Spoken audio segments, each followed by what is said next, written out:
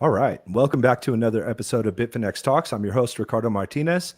Today, I am here with Ronny Avildano, who is the co-founder of the Bitcoin hardware store. And Ronny also appeared in our documentary, Don't Trust, Verify. Ronny, how are you today? Thanks for coming on the show.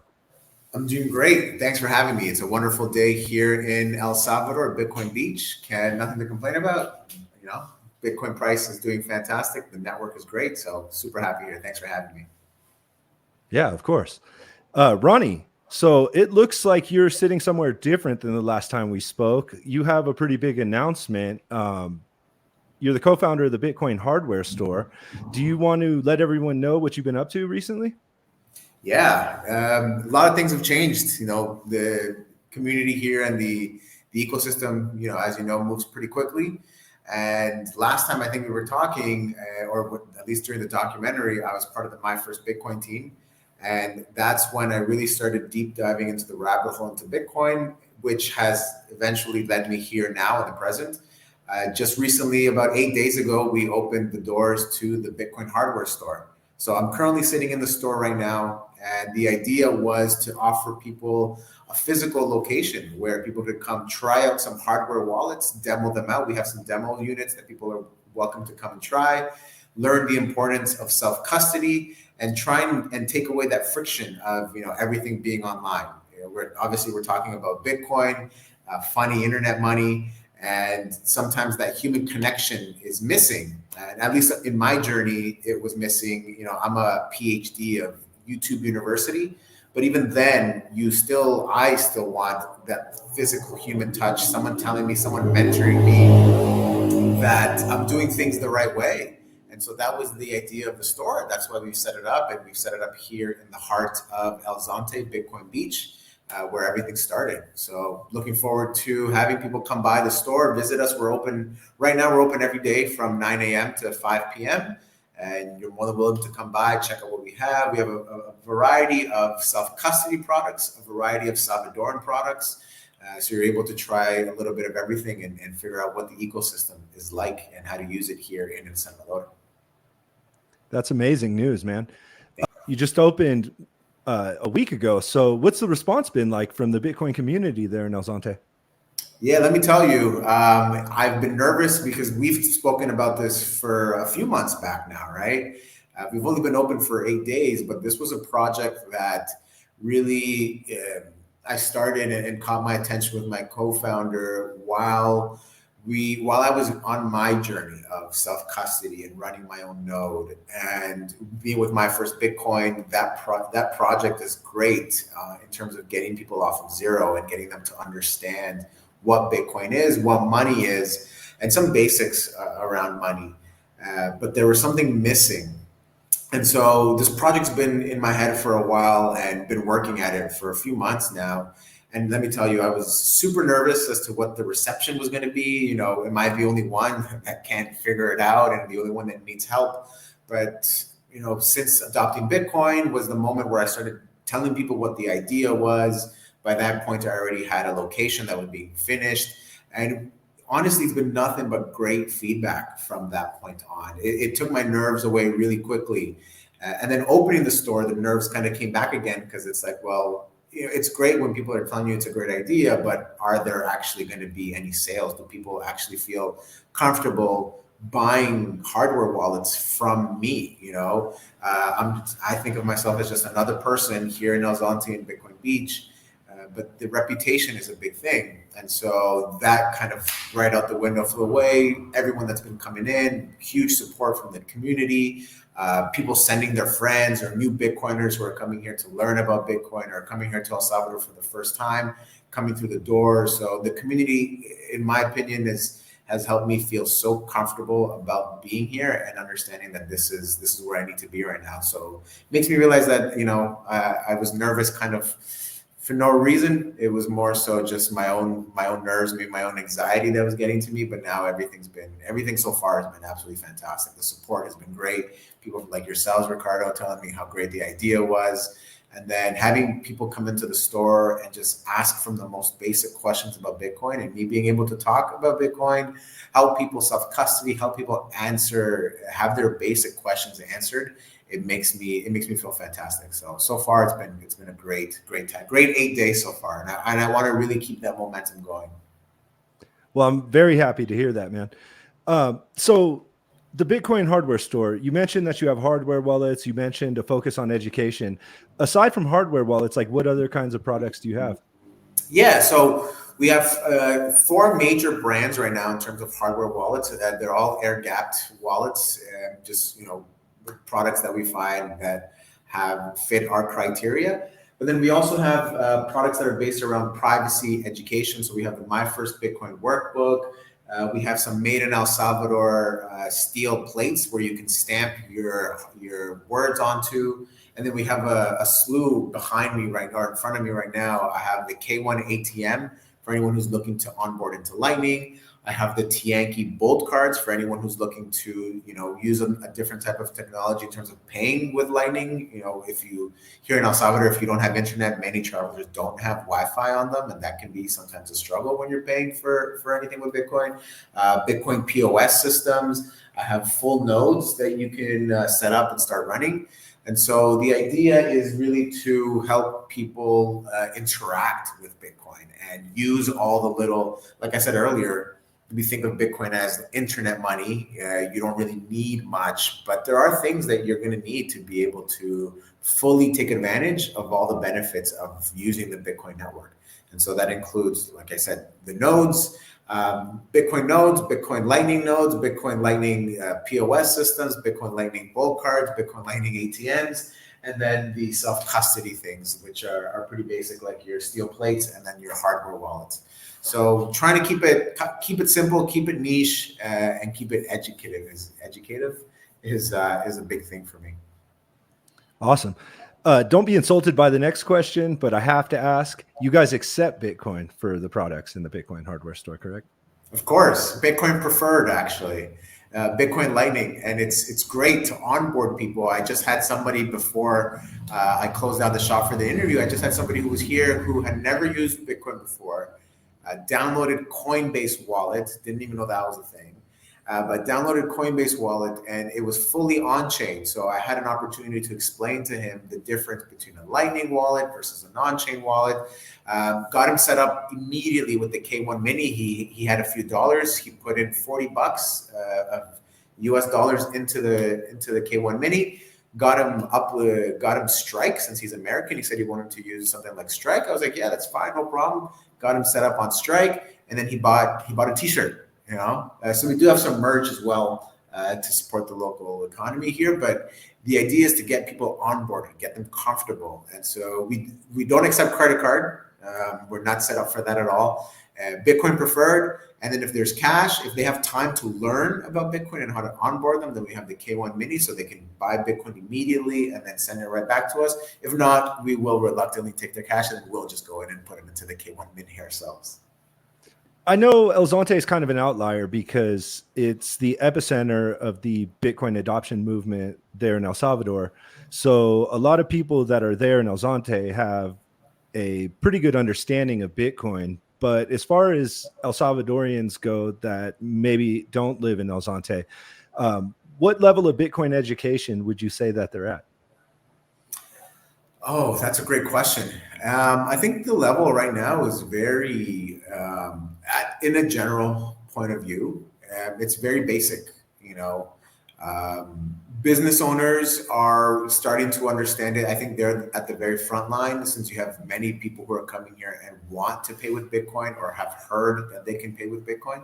So the business owners are the first in line. And then the kids, I'm also finding that the young kids, the ones who have taken the My First Bitcoin diploma, their education their level of understanding is higher than in most places that I've visited across the world. But then for the general population, there's a lot of work to be done. There's a lot of opportunity there. They believe that Bitcoin is chivo. They believe that it's connected. So that's one of the myths that we're here to help people explain the difference between chivo, which is an application that runs on Bitcoin, versus what Bitcoin really is. And so there's a lot of opportunity for education here, and even the business owners. I mean, someone like myself, I'm learning about Bitcoin every day. The rabbit hole kind of just gets deeper and deeper every time. So that's what we're trying to do here at the store, is with the products that we have, is get people started off at the very base level. And so we recommend the My First Bitcoin Diploma all the time to people. It's a great tool to get started, to understand, some of the properties that Bitcoin holds, how you can use it as a person, as a business, as a savings mechanism. And so the one thing about Bitcoin, I'm sure you understand, Ricardo, there's so many different layers to it. And so what we do here at the store is we try to figure out at an individual level, well, what layer interests you the most? Because I find that that's the best way to get someone to really want to deep dive into Bitcoin is, what do you do? What layer do you need help with? Because I'm almost certain that with Bitcoin, we can find an answer and then start educating from that level and move them up the ladder. And so being here in El Salvador, where many people are entrepreneurs, run their own businesses, or are, even if they're working, still use a traditional banking system, I find that letting them know about the very simple things of Bitcoin, like instant settlements and anywhere across the world, as well as being able to accept money from anyone anywhere across the world, doesn't matter what currency they hold. I feel like that to them is extremely valuable, and that's what gets them interested in learning more about Bitcoin. So the opportunity is there. There's still so much to learn, so much opportunity to teach the basic, the general population here in El Salvador. And there's lots of projects, No Nation, shout out to them, shout out to Plan B Network and My First Bitcoin, all doing it at a younger level. And then we're here to try to get people who are business owners, individuals who are not going to be able to get that education at the school level, who are already have their own businesses running, trying to get them up and going as well. So there's a lot of opportunity, but we're excited for it. We're excited to get people on the right track. You're doing great work, man. So you just mentioned a few moments ago that you've been learning a lot of stuff as a business owner in regards to Bitcoin. What are some of those takeaways that you've learned?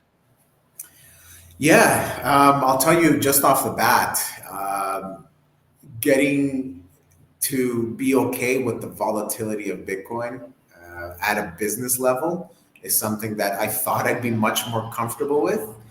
But when you're in the thick of things and you're seeing prices go down 4%, 5% at any given time, as a business, that is quite risky. And I knew that coming in.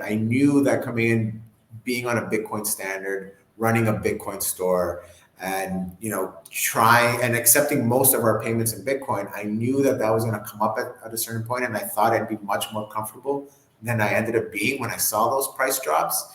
And so that's something that has kind of rewired my thinking a little bit.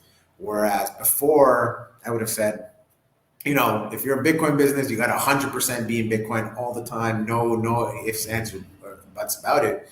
Whereas now I'm seeing, maybe from more of a Salvadoran point of view, it's hard when you're a business. When you're a business owner, what you're trying to do is you're actually trying to mitigate risk. You're trying to calculate everything as well as possible. You're trying to be on point all the time, because you're trying to mitigate risk and grow your business.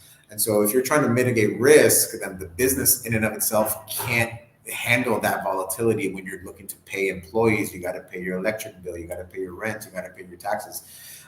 So those are some of the difficulties that I've seen over the last couple of days, and it's been more of an emotional roller coaster than an actual difficulty, because as we know, the price has been going up. It doesn't go up all the time. It's been a little choppy month, I'd say, but overall it's been good.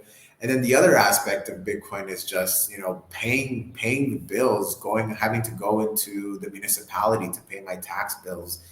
These are things that Bitcoin is ready to solve. Are those things that you can pay in Bitcoin there in El Salvador? You're kind of uniquely positioned being in a place. Yeah. So right now, for example, my electricity bill, I use Bitrefill, a great service that I recommend. Electricity bill, light bill, same water bill, internet and phone bill. I don't have to go anywhere. Before it was a little bit more difficult, but now just Bitrefill, pay with Lightning, and it's taken care of immediately. So those are some benefits as a Bitcoin business that you're able to take advantage of.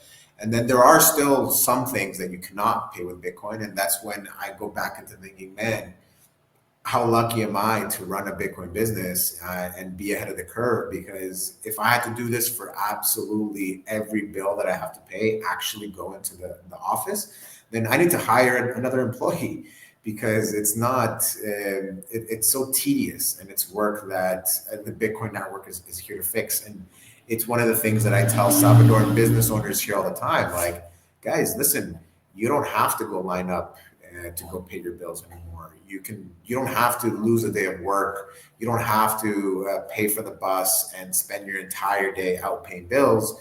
You can get that done in less than 5 minutes and continue making money, have your business open.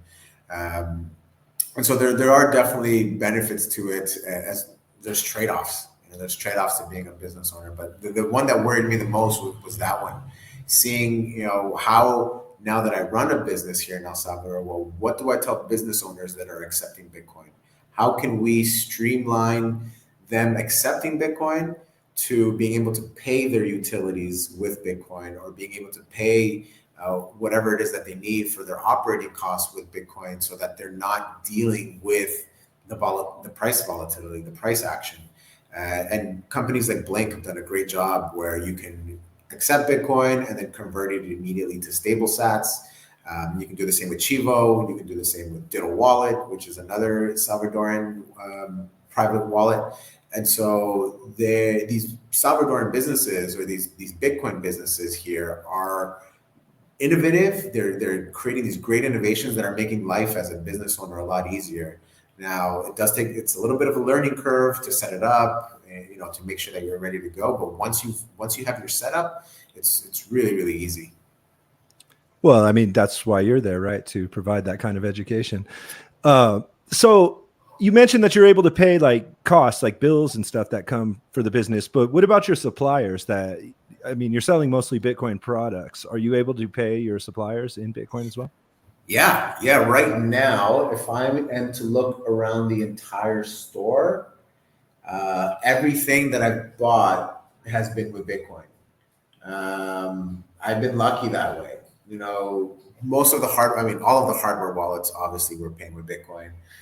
The merch that we're picking up, people who we've orange pilled here in El Salvador, because as a business, what we tell business owners here is we are trying to. It's a global market now. You're not just competing with your neighbor. You're not just competing with the town across 2 kilometers away.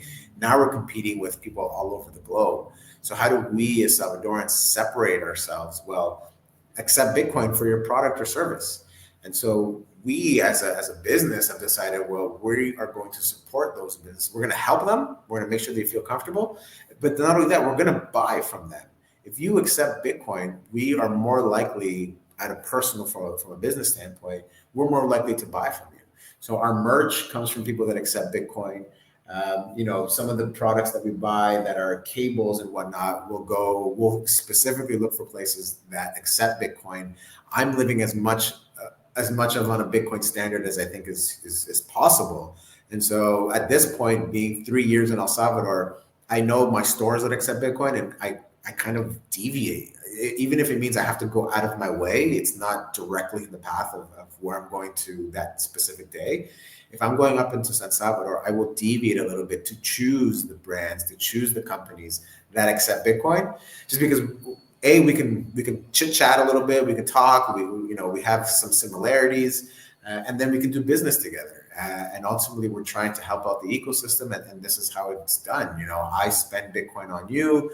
Support your business with my Bitcoin, and trust me, if I'm getting rid of my Bitcoin, it means I really do support what you're doing, and so that's how we're trying to help here. So luckily for me, everything that we have here at the store, we've been able to purchase with Bitcoin. Nice.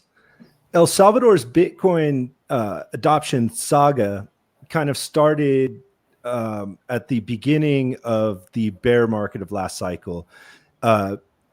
Because of that, El Salvador received a lot of criticism.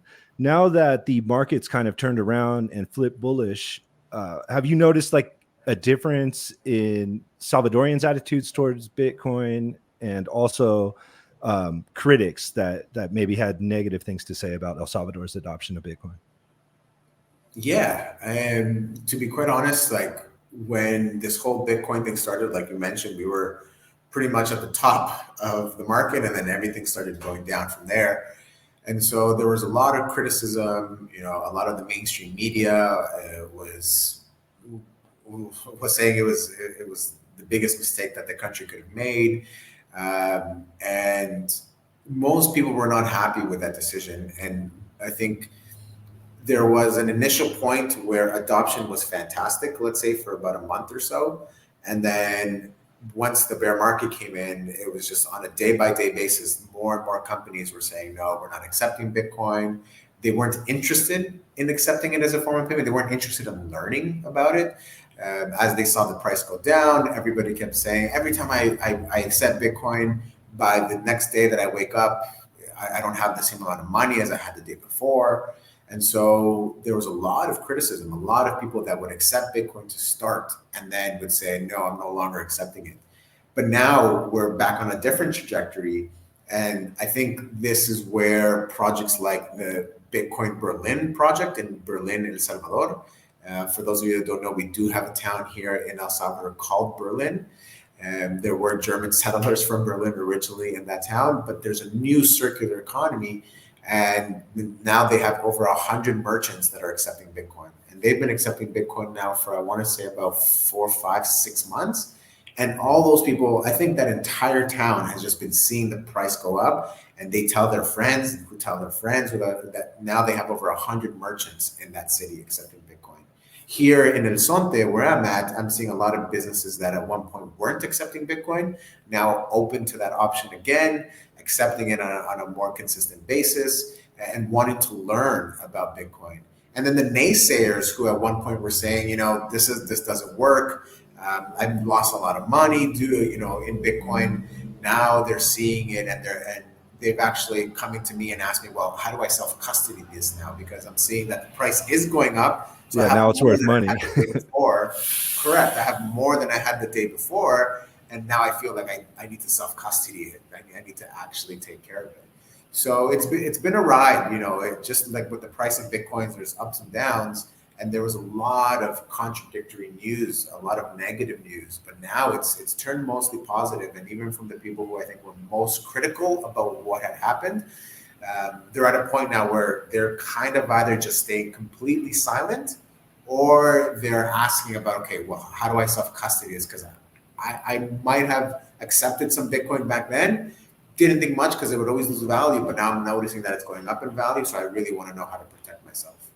I know you just opened the doors, but what can we expect from the Bitcoin hardware store in the coming months? Awesome. I appreciate the question. Right now, my co-founder and I, we're putting together a plan to do a lot of education, self-custody workshops, specific to brands and non-specific to brands, best practices, workshops for businesses, trying to work on some test nets, we want to make it as easy as possible for people to come learn about Bitcoin. And so that means custody versus self-custody versus custodial, cold wallets versus hot wallets. We want it to be really a place where people can come and exchange ideas. So we'll be offering an outdoor space where people can come to learn about, doesn't matter what level of Bitcoin you're at. If you're at zero, we'll sit down with you, we'll chat with you. We want people to feel like doesn't matter what level of Bitcoin understanding that you're at, that you can come to the store and you can learn something new. So we'll be doing workshops, maybe about once a month, and both in Spanish and in English. That's something that's very important for me, obviously. There's the community of English speakers who are coming here looking to El Salvador as their new home. And so they want to, push the boundaries of their understanding of Bitcoin. And so we want to make sure that we're at the forefront of that we are the leaders in pushing those boundaries. And then with the Spanish speakers, making sure that they're not left behind. And so everything that we do is going to be bilingual. and that's a key part of the Bitcoin hardware store here in El Salvador, is to support the local economy, support the locals, and then support the people that are choosing El Salvador to be their new home. And so we're working with a lot of vendors, and we're working with a lot of the Bitcoin companies here in El Salvador, be it ASO Bitcoin, be it Bitfinex, be it BitDriver. We're communicating. There's open communication lines to see how exactly we can best use the space, the brand, and all the products that we have at the store to further grow Bitcoin adoption and understanding of it here in El Salvador. So we look forward to working with all of the partners, seeing what ideas are out there. But first and foremost, it's education, because I feel like education is what empowers the people to feel comfortable and to move forward in their journey. You mentioned Bitcoin has made every business into like a global market if they choose to accept Bitcoin. Is there a way for people that are outside of El Salvador to purchase a hardware wallet from the hardware store? Right now, no. We are working on it. We see an opportunity specifically here in Central America, where there are other projects such as Bitcoin Lake in Guatemala, Bitcoin Jungle in Costa Rica. You have Amity Age in Roatan, Honduras. So we're really looking at Central America as our next point as we continue to grow.